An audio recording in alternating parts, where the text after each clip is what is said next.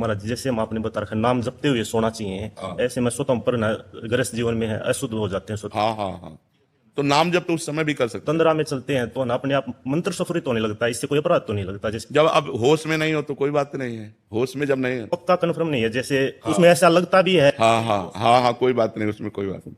हाँ उसमें कोई बात नहीं। होश में जब आओ तो राधा वल्लभ से हरिवंश, राधा राधा राधा राधा। देवी कल्याण जी उड़ीसा से। राधे राधे महाराज जी। महाराज जी, श्रीमद् भागवत जी में सुना महाराज जी आपके मुख से कि सुखदेव जी ने श्री परीक्षित जी के अंतिम समय में भगवान और महापुरुषों के चरित्र बोलने के बाद, मतलब पूरा चरित्र बोलने के बाद बोले कि मैंने जो कुछ भी अभी तक वर्णन किया ये है सब वाणी का विलास है। परमात्म सत्य, मतलब इसमें कैसे, किसका प्रश्न है? हाँ, इसमें बात ये देखनी है कि महाराज ययाति, महाराज नहुस, महाराज अमुक अमुक अमुक नाम रूपों का जो वर्णन किया गया, ये परमार्थ सत्य नहीं है। परमार्थ सत्य एक ब्रह्म है। बेटा परीक्षित, तू ब्रह्म है, ऐसा अनुभव कर। ये आखिरी वचन है श्री सुखदेव जी महाराज के। ये मैंने जो तुम्हें विविध चरित्र सुनाए राजाओं के, विविध भगवत अवतारों के, ये वैराग्य के लिए सुनाया कि यहाँ कोई टीका नहीं, सबको अंतर्ध्यान होना पड़ा। ये जितने नाम रूप हैं ये सब आए और गए, सत्य वस्तु तो एक ब्रह्म है और वही ब्रह्म स्वरूप तू है, ऐसा बेटा चिंतन कर। समझ पा रहे हो ना? क्योंकि जितना विलास ये आप देख रहे हैं सृष्टि का, ये सत्य नहीं है।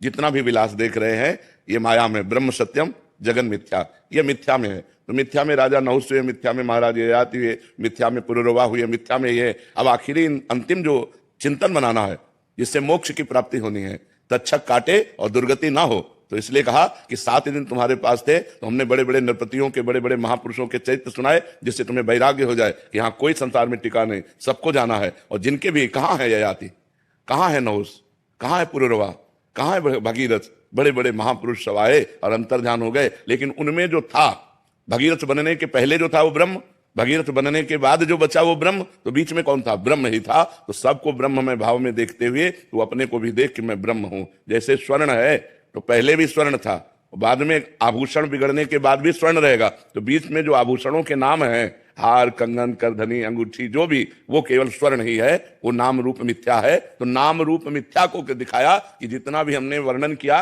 ये वाणी का विलास मात्र है। अगर सत्य वस्तु है तो वो ब्रह्म है, जो था, जो है, जो रहेगा, और वही ब्रह्म तू है, ऐसा अनुभव कर, तत्त्वमसि, तो तू मुक्त हो जाएगा।